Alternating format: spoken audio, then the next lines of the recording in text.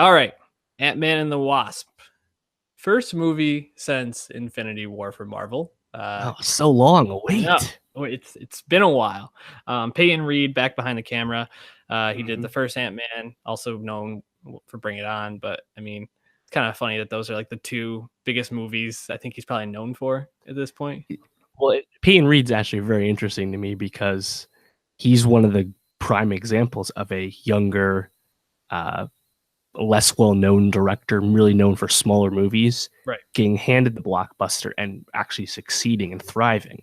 Definitely. People will point to Josh Trank and Colin Trevorrow as the opposite of that. So Right. Marvel really lucked out Peyton Reed and I think with Ant-Man and the Wasp, this is the first one he had to make without any real input from Edgar Wright. Remember, he was originally attached to the first one, and Peyton Reed came in where it's really unclear how much of the movie was Peyton Reed's, for at least story-wise. So this one's 100% him, and I'm happy for him because I think it worked out pretty well. No, I agree. I mean, the first Ant-Man was the lowest grossing Marvel movie to date. And then this one did pretty well. I mean, it's made 76 million domestically, 161 million worldwide, sitting at 86% Rotten Tomatoes. And I think that seems about the right number. I think this was a good film. I think there were a lot of really great parts about it. I think there were also some things that they could have done better. But overall, really enjoyable movie. I think the thing that stood out to me was Infinity War was so big. I mean, we talked about how they had so much to do, and then the follow-up movie is this really, really small story that's basically about like, oh, my mom is gone, you're on house arrest, but we need you to help find my mom. Yeah. And then there's all these like bad guys that come along through it. Yeah, it succeeds because of its lighter tone, because the stakes are so low, and that's great. And I mean, this movie made almost 20 million more in its opening weekend. People are responding to it, and we're more excited to see it. And I think when people criticize either Ant-Man film, you always kind of have to push back and be like, bro, it's Ant-Man. Yeah. Do you know any Ant-Man villains? Right. Do you think of any deep, profound story with tons of growth for Ant-Man? No, it's a comedy by choice.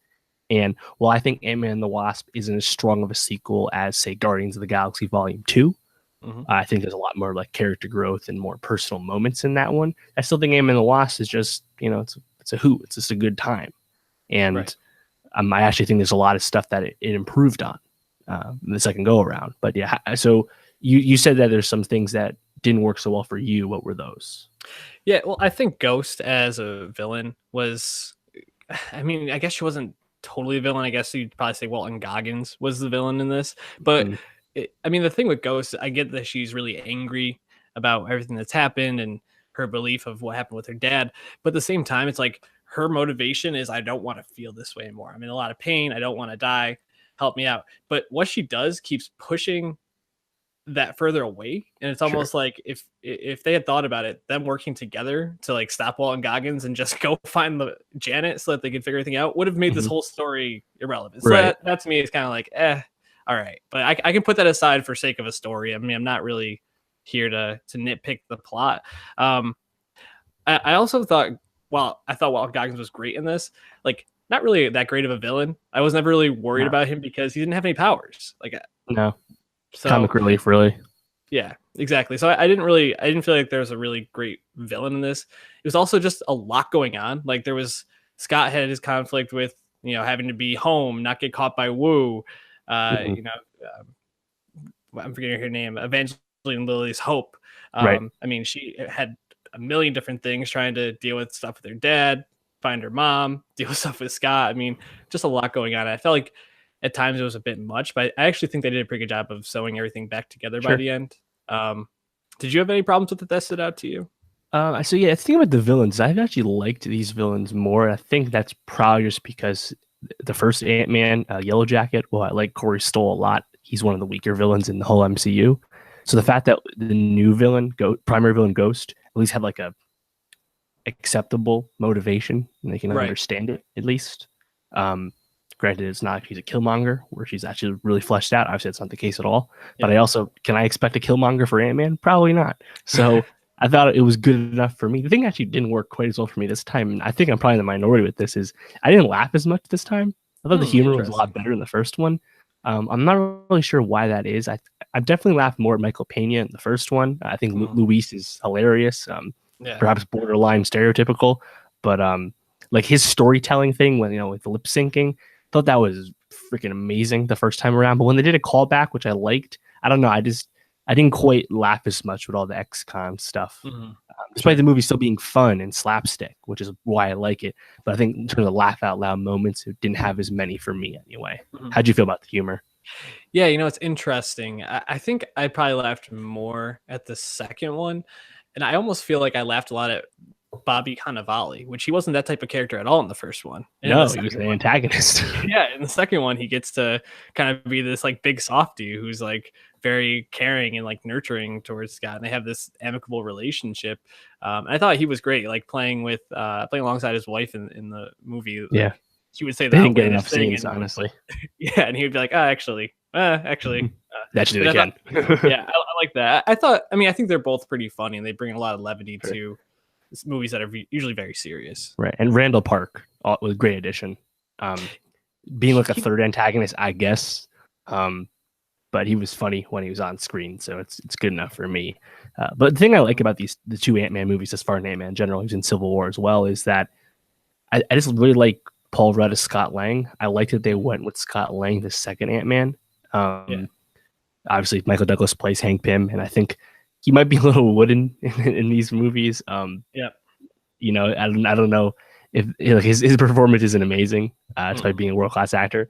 But because like we have the lived in history with all the Ant-Man mythos, with Ant-Man, and even Lawrence Fishburne comes in as Goliath, just more like backstory that we're not going to see. But like I don't know, I think it's cool, and because they've already committed to not having Hank Pym in the Avengers, because in the comics, Ultron is created by Hank Pym, not Tony Stark, the way it happened in the movies. So considering like they already like put Hank Pym to the sidelines, have it be Scott Lang. He's way more funny, Right. And Paul Rudd, it's funny, like isn't Paul Rudd like 49? He had some fucking rock solid abs in that gratuitous shot. Yeah, but he's hilarious the whole movie. Like no, he hasn't. Looks he's like Rob Lowe. Yeah, it's unbelievable. Actually, I saw Rob Lowe on like an infomercial today, and I was like, God damn, Rob Lowe looks good, man. Like when they finally do that West Wing reboot and Sam's the president, like he's gonna be perfect for it. That'd be fire. Can't wait for that. Yeah, it's actually interesting. I was thinking Michael Douglas, I didn't think was that great. Michelle Pfeiffer, I thought was a really good get for the movie, and apparently that's the only barely in it. Yeah, it's the only person Peyton Reed really thought of to play the role, which I also was like kind of surprised at. I feel like you could have gotten a lesser known actress to play the role and been fine. I also really liked the stuff with the quantum realm, and I wish they had done more with that, but it's also probably pretty tough because it not only involves a lot of CGI, which I don't think necessarily budget was the issue, but it's just also you have to create this whole other dimension and put a lot into it. And I don't know. And the future of the quantum realm in the MCU, I think, is really interesting to me, just because it feels, at least visually, Doctor Strange adjacent, but also like people are theorizing the quantum realm will play into how Infinity War gets resolved next year, And now with the post-credit scene, spoilers obviously, but we know that he's actually stuck there. People are theorizing maybe Captain Marvel and Ant-Man would help them together or something, help everyone together, but the quantum realm will be back somehow, so maybe they don't want to like blow their load and go too deep on it in the second one, considering it's almost like tertiary to the actual a plot of the film. Like they're trying to get to the quantum realm, we don't actually need to do much in it, we have to get someone out of it. So and that's interesting. But we know despite the movie being really slapstick and comedic, I think the action is actually really strong just because it's like so fluid, and it's just really cool seeing them go big, go small, and then having car chases fit into that. So, similar to Incredibles 2, a movie that just really flows and works whenever there's any action. I really was impressed with all the scenes. I had the same thought. Even rewatching the first one before this, I was like, man, just like the whole concept of like going big, disappearing, and like coming back is just so cool in a fight for some reason. Really like solid to watch on screen. One scene I wanted to shout out, I forgot to mention this when we talked about the funny scenes, and maybe we can kind of wrap up just talking about like our favorite parts of it. I really liked the scene in the school when he gets kind of stuck as like child size for some reason. That really just made me laugh a lot. And I felt like that really got to show off the relationship between Paul Rudd and Evangeline Lilly in this. Mhm. And I thought she was great, kind of being the co-lead. For sure. She doesn't get enough work, in my opinion. Yeah, and I think that's deservedly because Wasp is more competent, Yep. is more able and smarter than Scott Lang, basically every way. So it's kind of like, like a F the patriarchy move, but like it's deserved, Yeah. So I'm happy that she got more shine, that she got a suit this time around, she's not rocking the dumb wig from the first one. Yeah. Except in that one scene. So yeah, more Evangeline Lilly and Ant-Man and Avengers movies because she's great at the role. Any last thoughts as we kind of wrap up for today, either Ant-Man or anything we talked about? What really stood out to me was the San Francisco shots. Not all the movie was shot there, but I looked it up. Some stuff was not shot in Atlanta, like most Marvel movies. But when you're in San Francisco, in terms, the elevation of the hills of SF and obviously the shots of the Bay. And man, is that refreshing considering the Atlanta aesthetic of Marvel is pretty generic. Yep. So I was happy to see that. Yeah, at the end when they, before the final after credit scene, which was really nothing, but also just kind of a funny callback with the big ant playing the drums.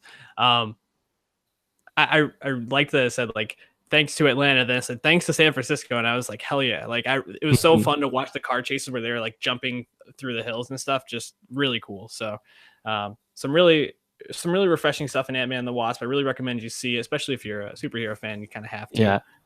How do you think this would play out for non-Marvel fans? Because, to be critical, there's not like really much like growth the way there is in Guardians 2. I think it's very much a sequel, very much a Marvel movie, and very fun in its own right. But how do you think this would go over with non-fans? Because I'm seeing some negativity in that regard. Interesting. I would suspect that if you were a non-Marvel fan and you're watching the sequel to Ant-Man, you must like something about the first one. And this one doesn't really do too much that the first one doesn't. Right. So I would suspect you would probably enjoy it, but I could see you being like, the characters didn't grow enough for me. I feel like that's not the case with a couple of them, like Evangeline Lilly. I thought Hope really grew in ways, got to really take on a stronger part, kind of just by the narration or by the mechanics of the plot. But yeah, I guess I could see that's a fair criticism, but I don't know. It's Ant-Man. Like, yeah, relax. Yeah. It's kind of like if we went with Suicide Squad 2, I'm not going to be like looking for Harley Quinn to be turning over a new leaf. I know what I'm getting there. So right. Plus, we just got Black Panther for Ryan Coogler. Like, relax, buddy. It's okay. Exactly. I think one of these weeks, if it slows down enough where we have a light week, we should probably do our some shout outs for best of the year so far, maybe things we haven't gotten to, some movies, I don't know, some quick lists, something like that. So be looking out for that in the coming weeks. I'm sure you probably have your movie list down to a science. Where does this fall? 31? Oh, well, that's total. I think I have Ant-Man and the Wasp like 15, 12 to 15 range, something like that. It's pretty close to Infinity War, honestly.